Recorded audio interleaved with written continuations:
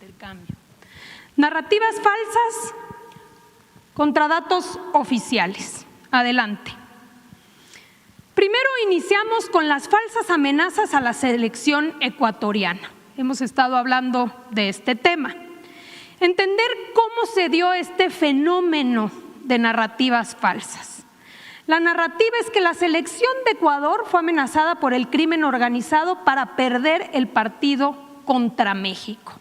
Esta narrativa inicia el 30 de junio, el día del partido de México-Ecuador. En la noche, a las 10:30 de la noche, un periodista ecuatoriano de derecha afirma que familias de futbolistas ecuatorianos fueron amenazadas para que jugaran mal. Y como tal saca un tuit este periodista reconocido en Ecuador y dice: los amenazó la mafia. Sé que a la familia de uno de ellos que vive allá, sí. A los demás, solo así puedo explicar el desgano, la insistencia en lo inútil, la pérdida de bolas, el desprecio de dos opciones, la tontería de tenerla y rotarla sin saber qué hacer y más. Esto es el 30 de junio, el día del partido.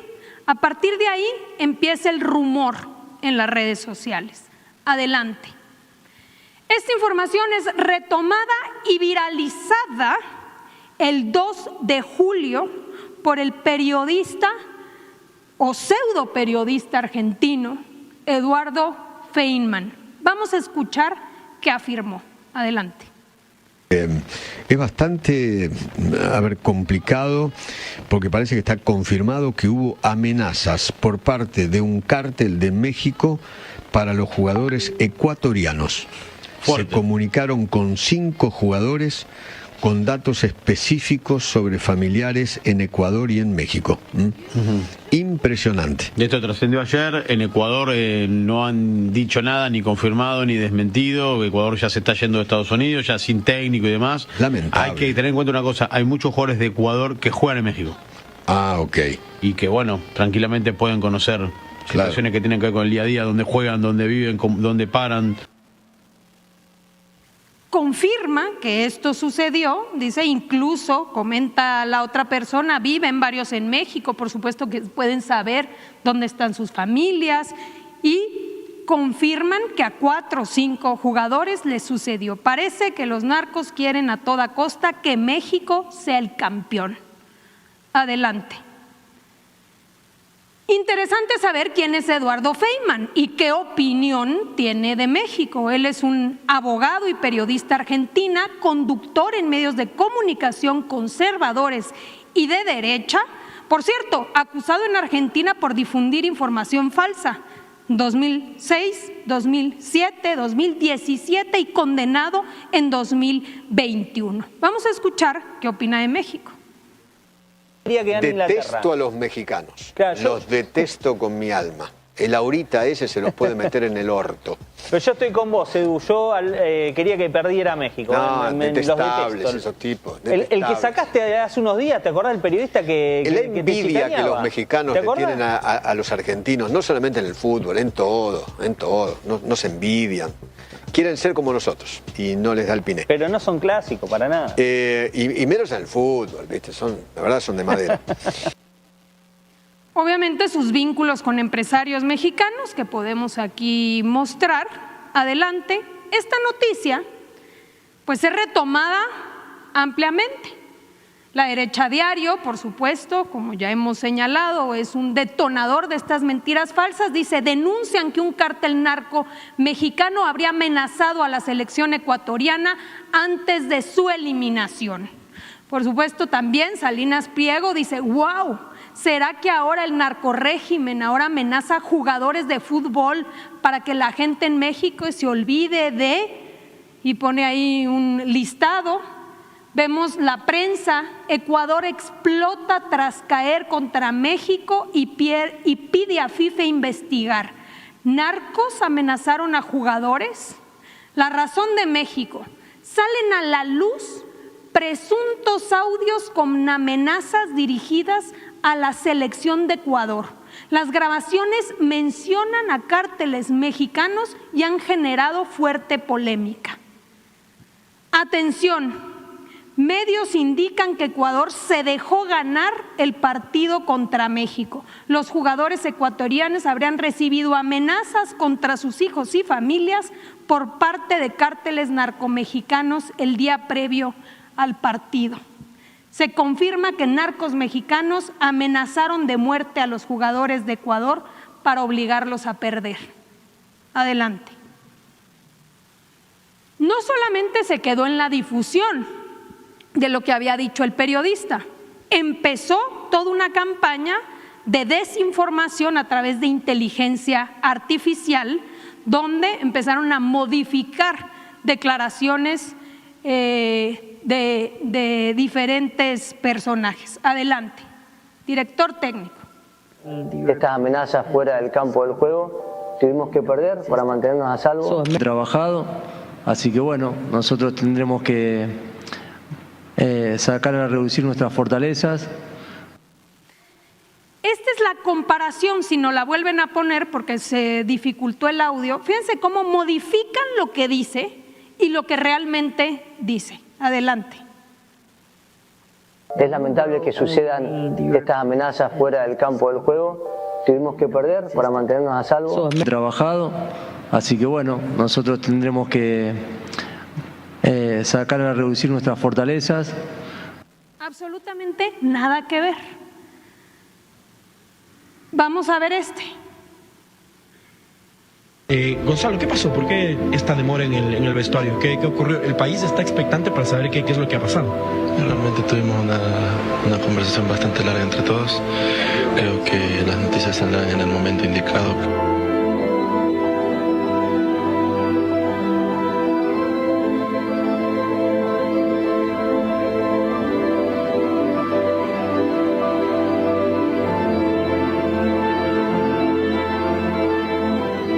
Según esto no salían a jugar porque estaban amenazados. Bueno, no se quedó ahí. Revivieron incluso al Mencho, una supuesta audio que había con los jugadores. Sabemos que se trata de un líder del crimen organizado fallecido en febrero del 26 y supuestamente es un audio donde amenaza a los jugadores para hacerse perder.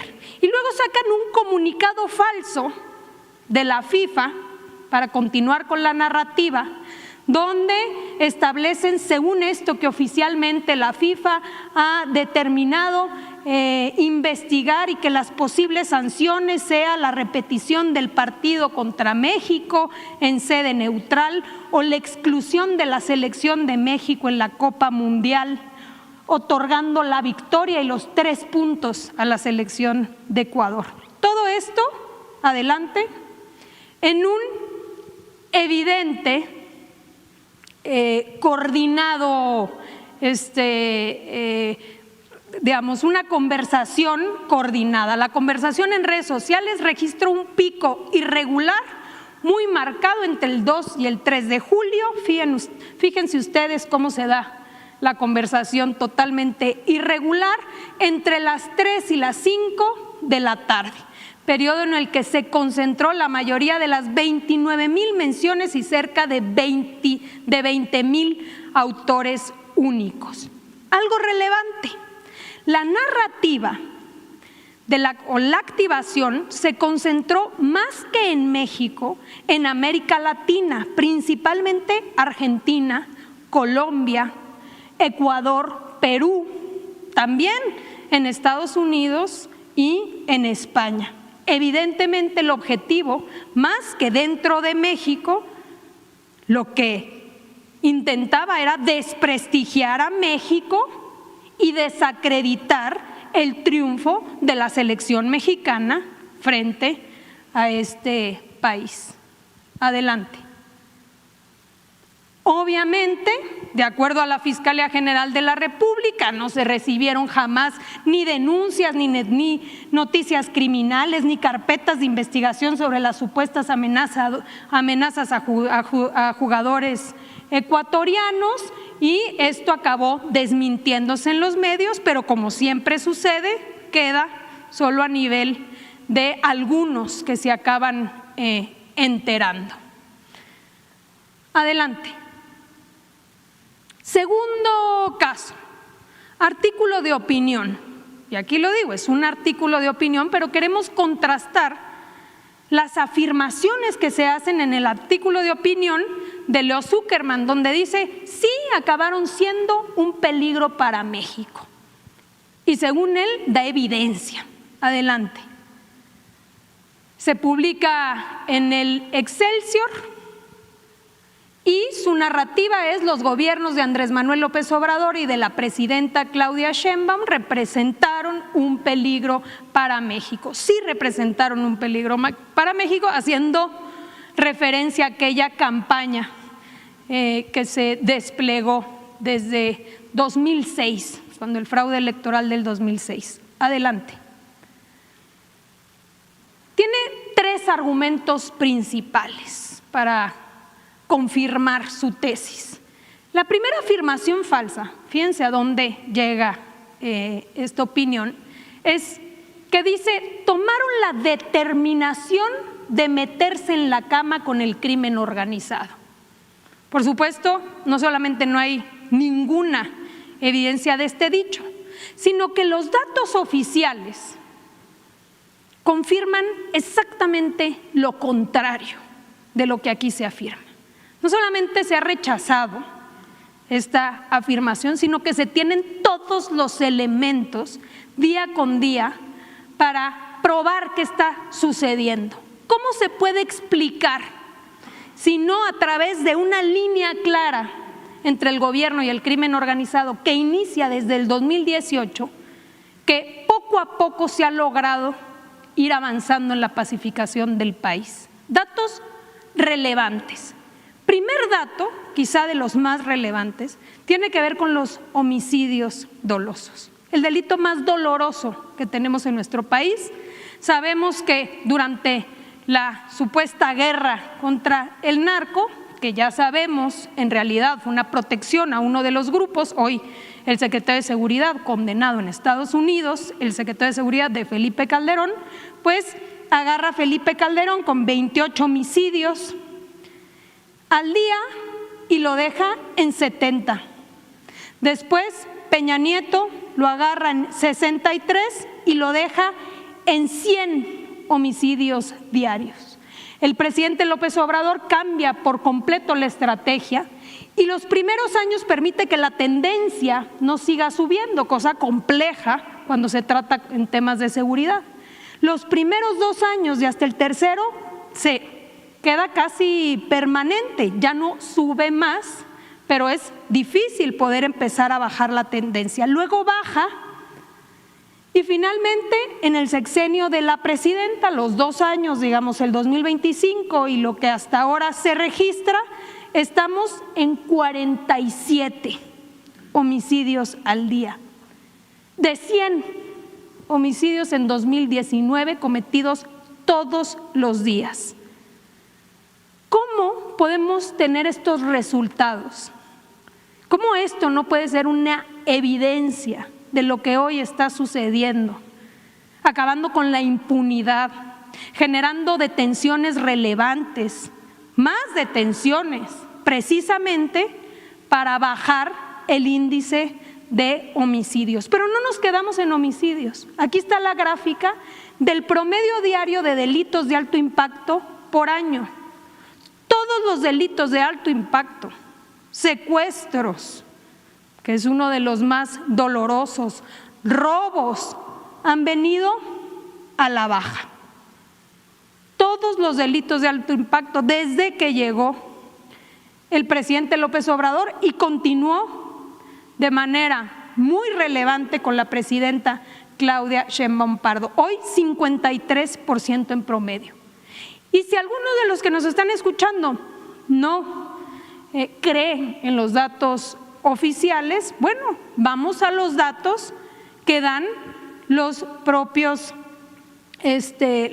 datos de Estados Unidos. Decomisos de fentanilo en la frontera sur de Estados Unidos, ¿cómo se han logrado reducir? 76% desde octubre del 2024.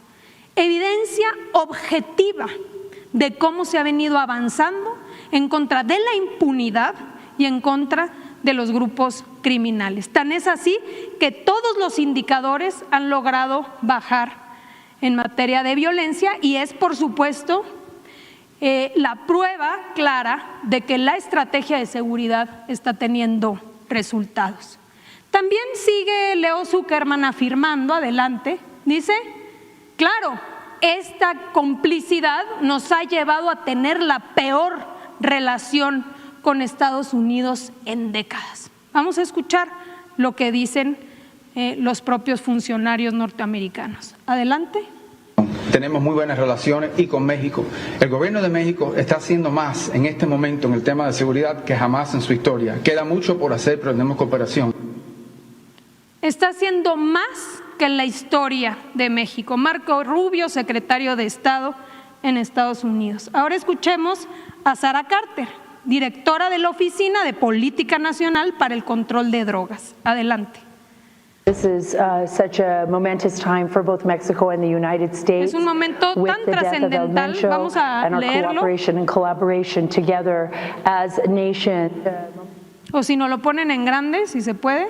Such a momentous time for both Mexico and the United States, with the death of El Mencho and our cooperation and collaboration together as nations fighting what we consider the most nefarious and dangerous organizations in the world. So I'm so grateful to be here in Mexico with agradece my neighbors, estar en México con mis vecinos en este momento y agradece toda la colaboración que se ha hecho. Y aquí tenemos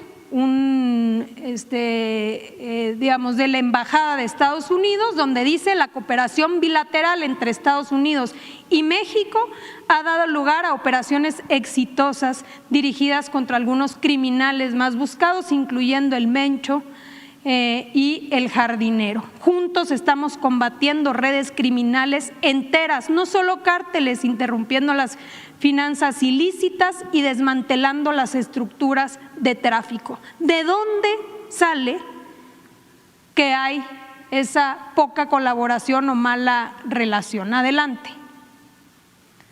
Nuevamente, segunda afirmación falsa, dice, sí fueron un peligro para México por la irresponsabilidad en el manejo de las finanzas públicas. Interesante cuando vemos el comparativo de Felipe Calderón, de Peña Nieto, de Andrés Manuel y ahora con la presidenta, solo tratándose del caso de deuda pública respecto al porcentaje del PIB. ¿Cómo puede hacer esta afirmación tratándose de estos datos? Adelante. Las calificadoras consideran que el problema de las finanzas públicas ya no es temporal, sino estructural. Dato oficial. De las 10, 8 son las que califican a México. De estas 8, todas, salvo una, con perspectiva estable. Y todas, absolutamente todas, con grado de inversión positiva. ¿Qué quiere decir?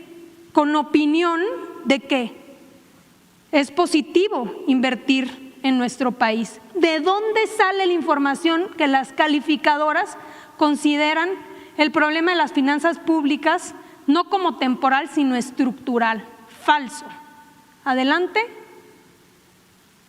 Y finalmente concluye como su tercera gran conclusión, dice, la democracia que se tenía en 2018, o sea, esa democracia, la del 2006, ¿no? La del 2012, que sí fue democracia, para él, dice, ha desaparecido, ha sido desmantelada, controlan el poder ejecutivo, legislativo y judicial, gobiernan en la mayoría de los estados y municipios. Como si esta afirmación de que se gobernara en la mayoría de los estados fuese falta de democracia. ¿Qué es la democracia? Pues el hecho de que el poder reside en el pueblo decide. ¿Controlan el Ejecutivo? No controlan el Ejecutivo.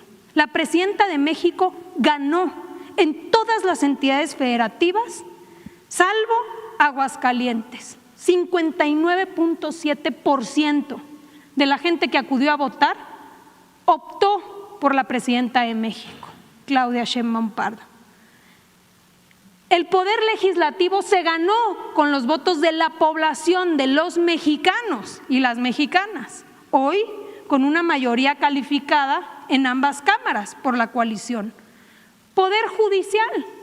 Bueno, todos conocemos la última reforma. Por primera vez en la historia se está acudiendo a votar por los jueces, por los magistrados, por los ministros o ministras.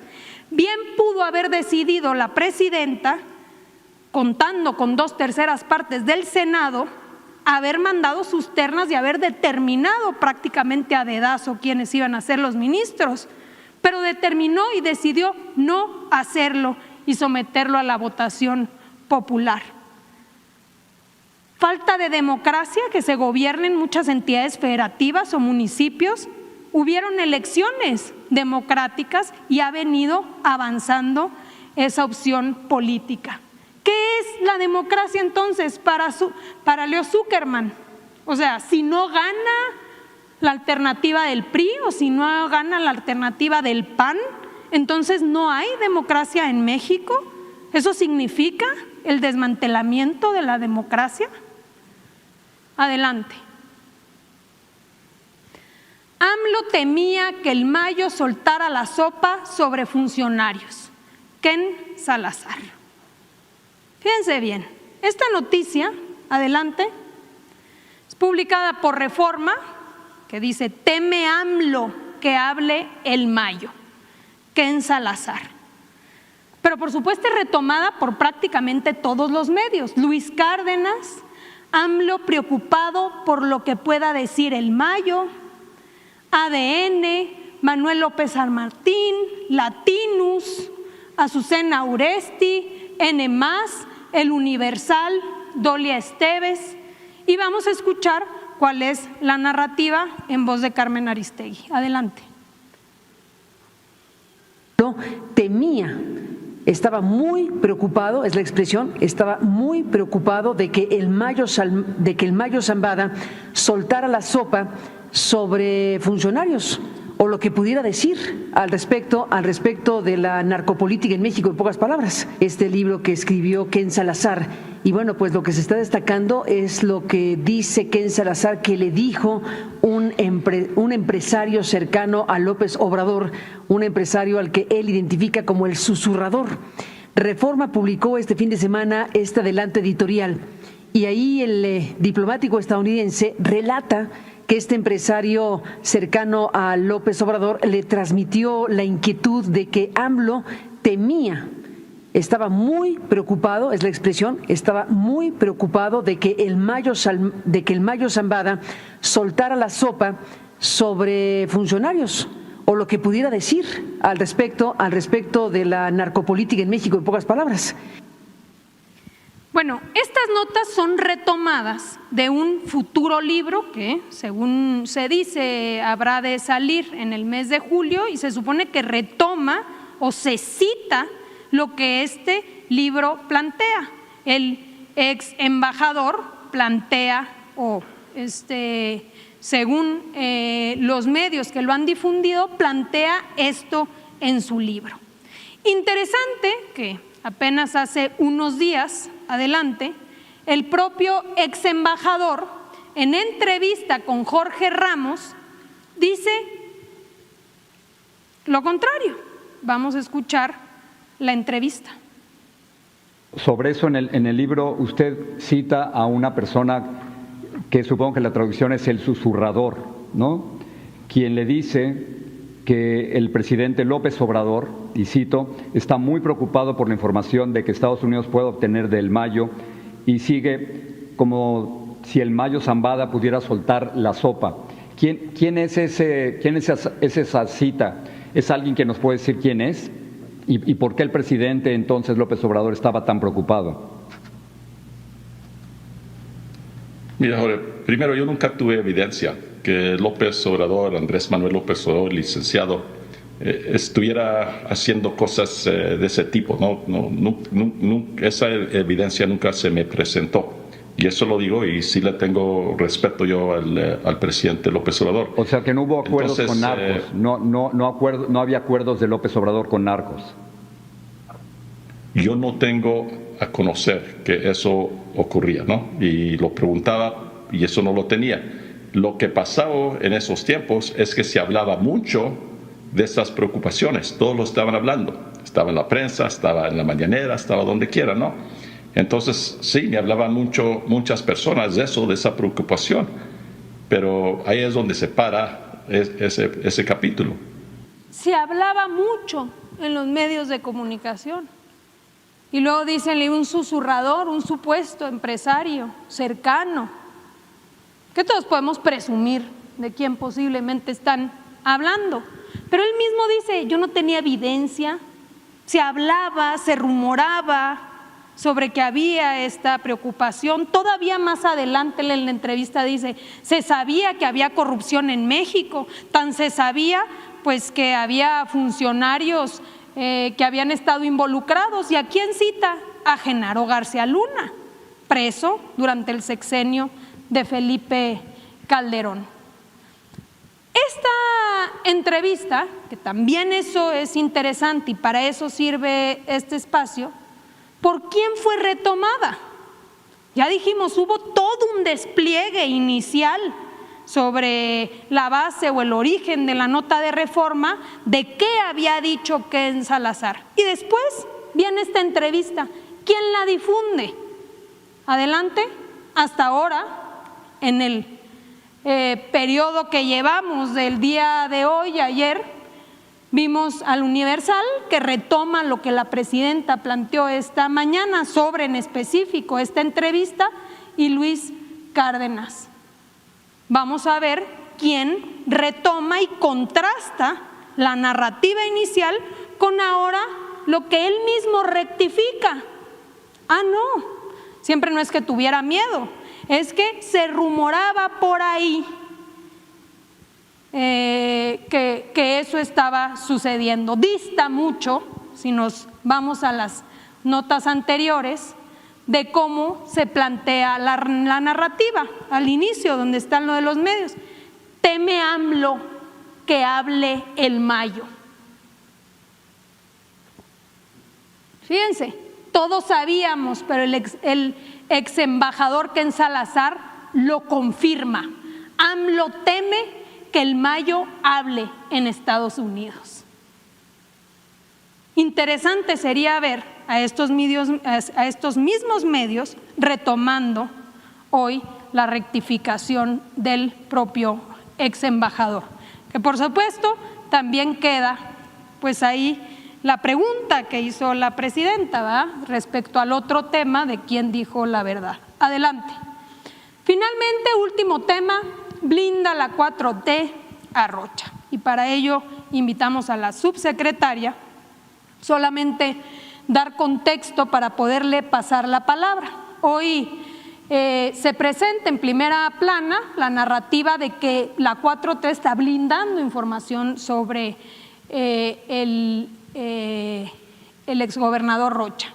Y sale un tuit hoy, hace unas horas, quizá ya algunos de ustedes, medios, lo hayan leído, donde dice: Secretaría de Relaciones Exteriores, por instrucciones de la presidenta Claudia Sheinbaum y en atención a las solicitudes de acceso a información relacionadas con las peticiones de detención provisional con fines de extradición formuladas por Estados Unidos, la Secretaría de Relaciones Exteriores transparentará dicha información con excepción de las notas diplomáticas relativas a expedientes judiciales que por su naturaleza tienen carácter reservado. Nuestro compromiso es con la transparencia. ¿Blinda la 4T a Rocha? Falso. Adelante, subsecretaria. Muchas gracias. Buenas tardes, es un gusto estar aquí. El día de hoy traigo una breve presentación para referirme precisamente al tema que la consejera jurídica ha expresado. Si podemos, pasamos a la siguiente, por favor. Primero, aclarar que la solicitud recibida de acceso a la información se basa en un expediente que incluye, entre otros elementos, notas diplomáticas, que en particular son parte de procesos judiciales en curso.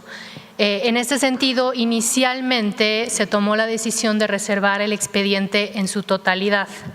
No obstante, y por instrucciones de la presidenta Sheinbaum y del secretario Velasco, y en aras de máxima transparencia posible sobre este tema, se determinó dar a conocer la información que no corresponde a notas diplomáticas, que de nuevo, como mencionamos en nuestro tuit, por su naturaleza tengan carácter reservado. La que sigue. Sensibilidad de la información. Respecto a las notas diplomáticas intercambiadas con autoridades extranjeras en general, se precisa que estas constituyen comunicaciones oficiales entre estados, emitidas a través de los canales diplomáticos reconocidos por el propio derecho internacional. La reserva de esta información se fundamenta estrictamente en el artículo 112, fracción 2 de la Ley General de Transparencia y Acceso a la Información Pública y también a la Convención de Viena sobre Relaciones Diplomáticas. Revelar comunicaciones diplomáticas bilaterales vulnera la confianza recíproca y compromete la cooperación internacional en curso. Adicionalmente, y en este caso en particular, por parte de la información relacionada con este caso, se encuentra vinculada con investigaciones en curso. Al respecto, el artículo 218 del Código Nacional de Procedimientos Penales establece que los registros de información de investigación y los documentos relacionados con estas tienen carácter de reservado, con el objetivo de preservar la integridad de las investigaciones, garantizar el debido proceso y salvaguardar los derechos de las personas involucradas. ¿La que sigue? Nuestro compromiso es con la transparencia y derivado de esta instrucción se están dando a conocer el día de hoy los siguientes documentos. Una tarjeta informativa elaborada por la Subsecretaría para América del Norte de la Secretaría de Relaciones Exteriores sobre este caso, líneas discursivas de apoyo para las representaciones de México en el exterior, nuevamente relacionadas con este caso, y por último, una comunicación de extrañamiento que emitió el Gobierno de México a Estados Unidos. La información comentada, estos tres documentos, podrán consultarse de manera pública en la sección de documentos de la página de la Secretaría de Relaciones Exteriores y ahí pueden encontrar la liga para revisar estos tres documentos. De nuevo, en aras de la máxima transparencia, se determinó no reservar el expediente por completo, sino compartir aquella información que por su propia naturaleza no tendría que estar reservada ni clasificada y por eso la pueden consultar a partir de ahora en nuestra página de internet. Gracias.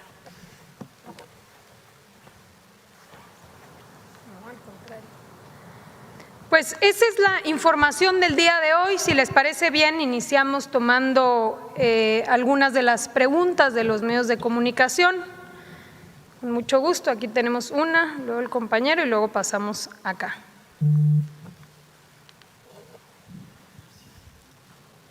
Buenas tardes, Luis Piña de los Reporteros MX.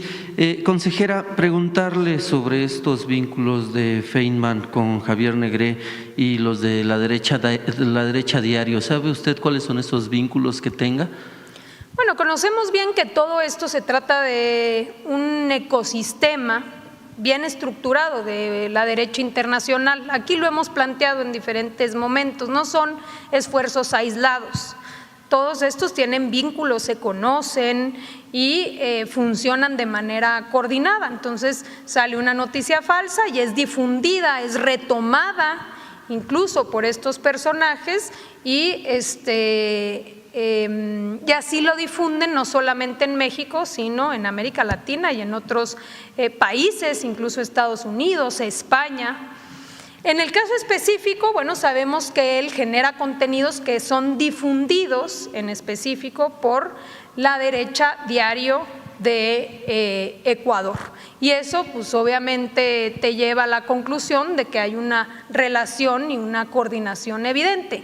Otra coordinación, como aquí lo hemos señalado, que también resulta evidente, es que quien invita o quien en su momento públicamente invita a estos expertos en comunicación a México, según esto para, recuérdenme la cita, pero acabar con los zurdos en México, es precisamente el empresario Salinas Pliego, que también tiene relación, como lo vimos aquí en la fotografía, pues con este periodista o pseudo periodista argentino. Aprovechando también la coyuntura del fútbol y dado que este personaje fue quien empezó con esta noticia falsa sobre la amenaza hacia el equipo de Ecuador, en ese tiempo también se dio pues otra situación que esa sí fue real, que fue la de Donald Trump pidiéndole a la FIFA que le quitara la tarjeta roja a uno de sus jugadores. Haciendo como una comparativa, no sé si pudiera ser posible ver, por ejemplo, esta noticia falsa de la amenaza hacia el equipo de Ecuador, cuántos medios retomaron esa noticia que era falsa y cuántos medios retomaron una noticia real como la de Donald Trump presionando a la FIFA.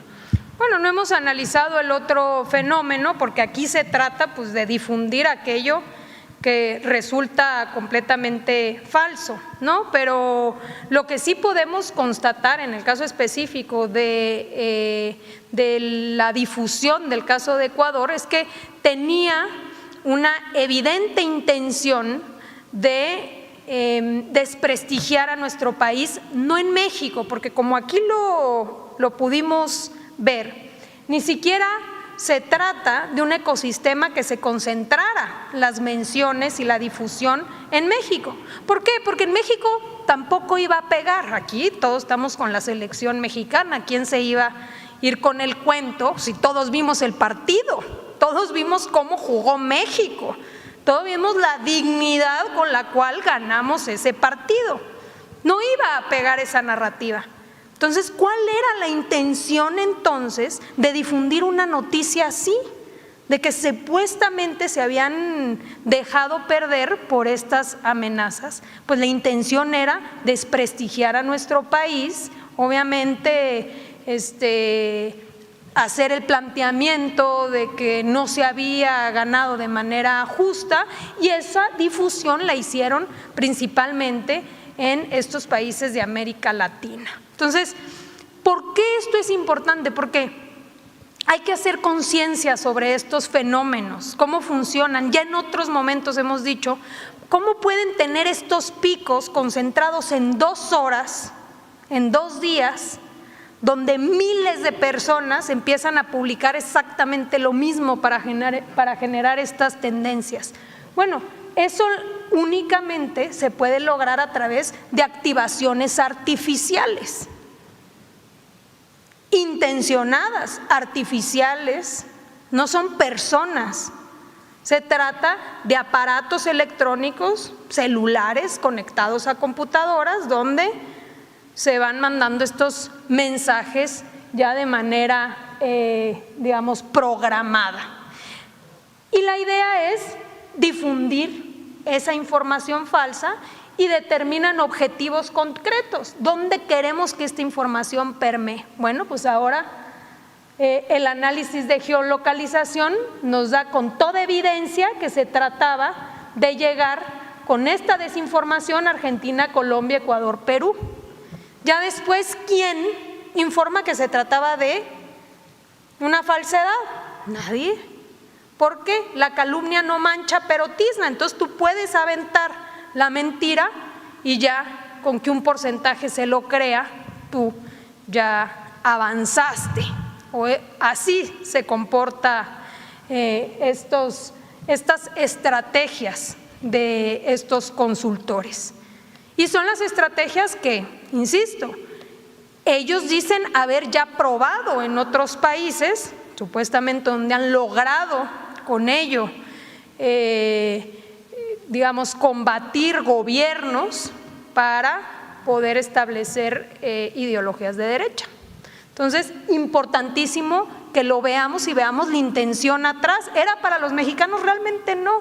Era una información difundida para desprestigiar a nuestro país en otros países del mundo. Y hoy sabemos difundidos con quién, con qué intenciones y qué piensan de nuestro país estos aliados de algunos empresarios mexicanos. Y justamente tendrían evidencia de qué empresarios mexicanos son los que pues financian este tipo de noticias falsas o a medios como La Derecha Diario. Bueno, no sabemos perfectamente quiénes los han invitado aquí, eso sí, porque se ha hecho público, no es una investigación propia, aquí hemos visto los propios tweets. Y también se puede evidenciar porque hacen público las relaciones afectivas que tienen entre ellos. En el caso específico, pues lo hemos visto con el empresario Salinas Pliego. Muchas gracias. Allá adelante y luego aquí enfrente. Hola, consejera, muy buenas tardes. Gaspar Vela, de Grupo Milenio. A propósito del tema que se presentó del ex embajador de Estados Unidos en México, Ken Salazar, me gustaría preguntarle a la subsecretaria de América del Norte en qué consiste esta inmunidad diplomática internacional que tienen los diplomáticos en nuestro país. Gracias. Sí, pues bueno, no solo es en nuestro país, sino digamos que todos los países que somos parte de la Convención de Viena de Relaciones Diplomáticas y Relaciones Consulares, tenemos ciertos lineamientos que nos rigen de acuerdo a esta convención sobre la acreditación de diplomáticos extranjeros y las inmunidades y digamos derechos de los que gozan en el país que los recibe. Esto implica que acciones, comentarios y digamos en general todo lo que forme parte de su función como representantes de su país en otro país está protegido. Entonces, eso es la inmunidad de la cual hablamos en este caso, pero de nuevo que aplica para todos, no solamente para el ex embajador.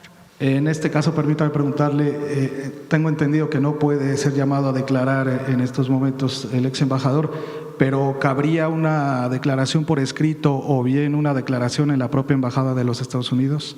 Sí, creo que ese tema ya lo dejaría yo para que lo pueda responder con mucho gusto posteriormente el área de la consultoría jurídica de la Secretaría de Relaciones Exteriores para que pudieran dar detalles un poco más precisos sobre el tema de la inmunidad y lo que podría o no podría suceder. Muchas gracias. Sí.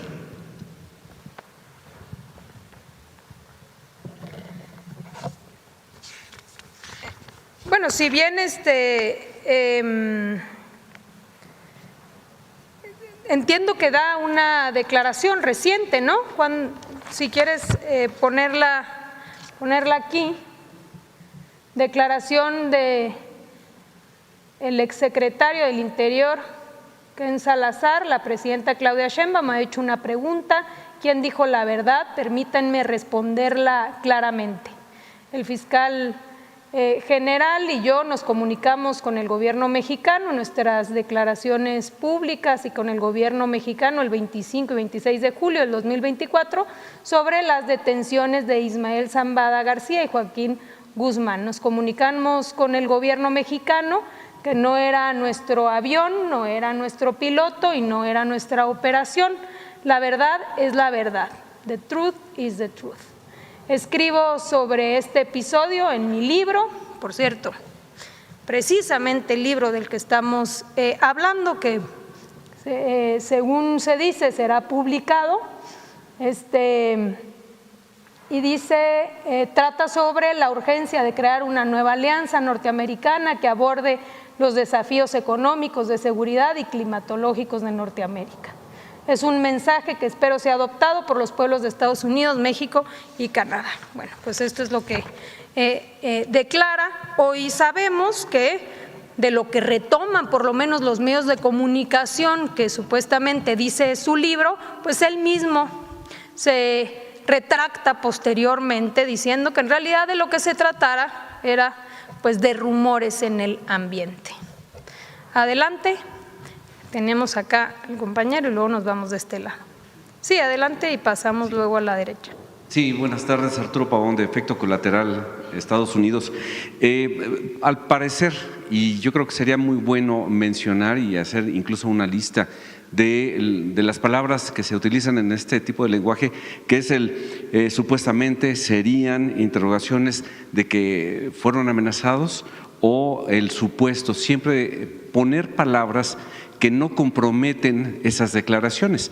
Vaya, no hay una forma de acusar de que tú afirmaste, sino que tus declaraciones supuestamente fueron amenazados. Son falsas esas acusaciones. La derecha, vaya, se está distinguiendo por ese tipo de lenguaje en el que dice, bueno, yo lo pongo sobre la mesa y, como usted dice, es pues mancha nada más, no logran pues lo que tienen en su cometido, pero sí manchan, sí tiznan. Entonces, ¿cómo se le puede hacer para poder difundir que la gente no haga caso de este tipo de lenguaje? Bueno, precisamente este lenguaje es el que no utilizan, porque lo que llama la atención, y si me ayudan nuevamente con la lámina de cómo difunden la noticia, es como una afirmación del propio ex embajador. Tenía miedo, ¿no? O sea, dicen pánico, teme AMLO que hable el Mayo. O sea, teme AMLO que hable el Mayo. Es una afirmación que se dice, plantea el ex embajador, pero no solo él, ¿no? Teme AMLO que hable en Mayo, revela Ken Salazar en próximo libro. López Obrador dejó de hablarle tras el arresto del Mayo y sus críticas a la reforma judicial, acusándolo de infringir la soberanía de México. No había preocupación de lo que iba a decir, ¿no? Y luego, si alguna preocupación tenía el presidente López Obrador, es más bien la participación de alguna agencia del gobierno de Estados Unidos en la captura del Mayo. No preocupación, defensa de la soberanía. Entonces, ¿cómo se manipula? Porque eso es lo que aquí queremos reiterar. Es decir, la información que se difunde o la narrativa que se intenta difundir es que el ex embajador asegura que había temor de que hablara. Y cuando se le entrevista y se le dice, bueno, ¿y quién es este susurrador? Porque finalmente se supone que dice, bueno, es que un susurrador es el que le daba esta información de este temor, un gran empresario mexicano. Dice él, bueno, no, realmente yo nunca tuve pruebas de nada. Lo que sí es que se rumoraba en el ambiente. Bueno, qué distinto es eso, y por eso sería importante que se difundiera de manera correcta realmente lo que ya de alguna manera pues se desdice de los dichos o de lo que escribe en su libro, porque asevera no tener ninguna certeza de nada, sino haber escuchado rumores. Y luego acá. Muchas gracias. Buenas tardes. Daryl Rodríguez, de la revista Contra en Línea. Justamente esto que comentaba en el contexto internacional, donde la derecha y también la ultraderecha ya han ganado nuevos espacios, incluso de poder, y también que han avanzado en países donde que antes gobernaban fuerzas progresistas, como es el caso de Colombia. Esto en gran medida gracias también a esta difusión de noticias falsas y también a través de lo que viene siendo las plataformas digitales, como aquí se ha señalado en esta conferencia, y también con ayuda justo de los medios de comunicación. Consultarle una cuestión en particular: si el gobierno mexicano tiene contemplado implementar estrategias adicionales para combatir la desinformación y también las campañas de noticias falsas en el ámbito nacional. Bueno, un tema relevante que incluso está por salir, digamos, la regulación o el reglamento específico, es que hoy la legislación establece que todos los medios de comunicación no solamente deben contar con códigos de ética, lo cual resulta esencial, porque ¿de qué se trata? Se trata de que difundir noticias falsas no perjudica únicamente a la persona que se está señalando, ¿cierto? O sea, podemos decir, AMLO tenía miedo, y no solamente se está perjudicando al presidente Andrés Manuel López Obrador, se está intentando engañar a todo el que está escuchando esa información para hacer creer que esa afirmación es verdad. Entonces, en realidad, se daña a un pueblo, se daña una sociedad, se daña una democracia. Entonces, cuando se combate la desinformación y las noticias falsas, no solamente se trata del prestigio de una persona, de la difamación concreta a una persona, no se resuelve únicamente, como a veces se dice, ¿por qué no demanda civilmente daños y perjuicios? El problema es que no se daña a una persona.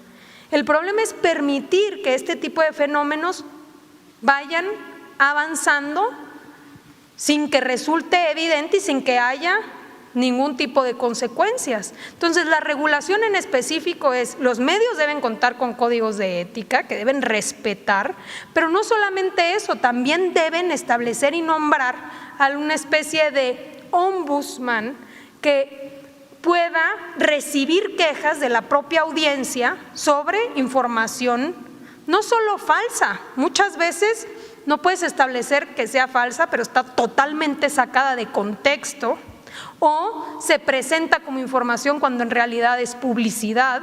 Bueno, todos estos fenómenos se suponen que deben irse regulando. Y hoy ya se establece una normatividad que debe ser ajustada en el reglamento y acatada por los diferentes medios de comunicación en aras del derecho a la información. Porque todas y todos en este país y en cualquier país del mundo tenemos derecho a información veraz. Y ningún medio de comunicación tiene el derecho de tratar de mentir a las audiencias o intentar mentirle a las audiencias.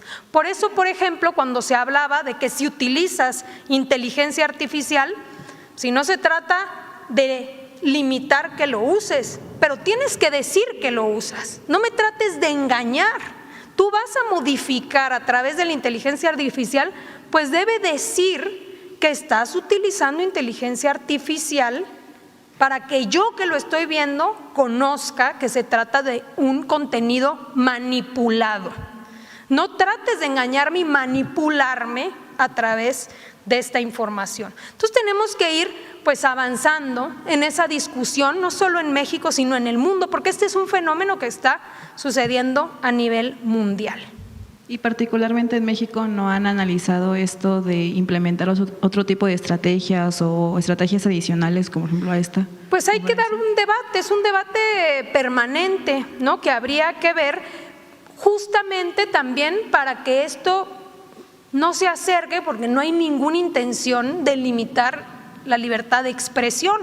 Entonces, ¿cómo podemos ir más bien generando condiciones para que haya responsabilidad de quienes emiten información, de verificar esa información y de que sea información subjetiva? Y también que se respete lo que sí ya es legislación. Este programa se llama Derecho de Réplica porque en este país existe ese derecho, no solamente en la Constitución, hay una ley reglamentaria. Por tanto, los medios de comunicación que difunden información falsa tienen que rectificar y tienen requisitos de cómo se debe presentar, en todo caso, el derecho que tienen no solamente las personas, sino las propias instituciones de informar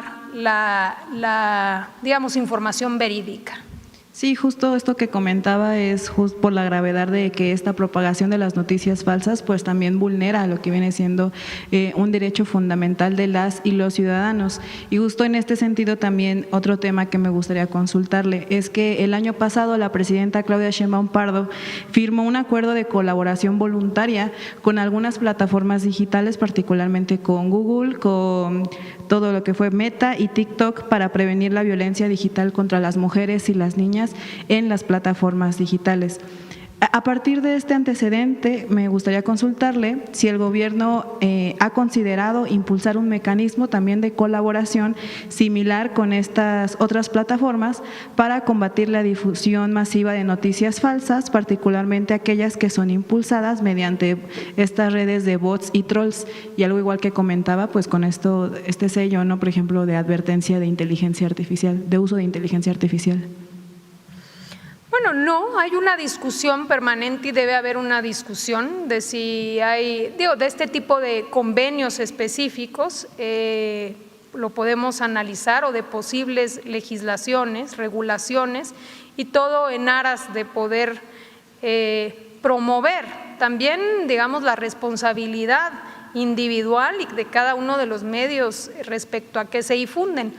Hoy lo importante, y para eso existe este espacio, pues es poner en evidencia con datos duros, con datos oficiales, con datos de las propias dependencias, qué es lo que está sucediendo y cómo estos fenómenos de desinformación pasan, ¿no? Porque a veces no es el contenido de la nota, es el título. 4T quiere proteger, por ejemplo, a Rocha. No es el caso.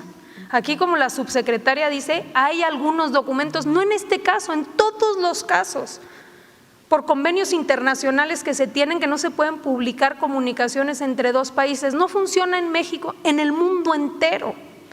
Sobre notas diplomáticas específicamente, bueno, todo lo otro, hay un verdadero compromiso de la presidenta de México de la transparencia. Lo público debe ser cada vez más público, por eso existen las mañaneras del pueblo, para poder mantener ese sentido de publicidad absoluta, y el pueblo de México va conociendo en y en varios casos cómo se está dando incluso estas propias conversaciones. No es secreto que se haya recibido esta solicitud de detención provisional, aquí lo explicamos, a mí me tocó explicar de qué se trataba esa solicitud, aquí mismo dijimos también cuál era la consideración del Estado mexicano. Entonces todo eso se va publicitando. Son las 18 horas, ya nos quedamos con algunas preguntas, pero si les parece bien las dejamos para la próxima semana, agradeciéndoles mucho a todos los que nos ven y por supuesto a los medios de comunicación que nos acompañaron el día de hoy, a la subsecretaria Cristina Planter. Un saludo a todas y a todos, nos vemos la próxima semana, miércoles 5 de la tarde, derecho de réplica. Muchas gracias.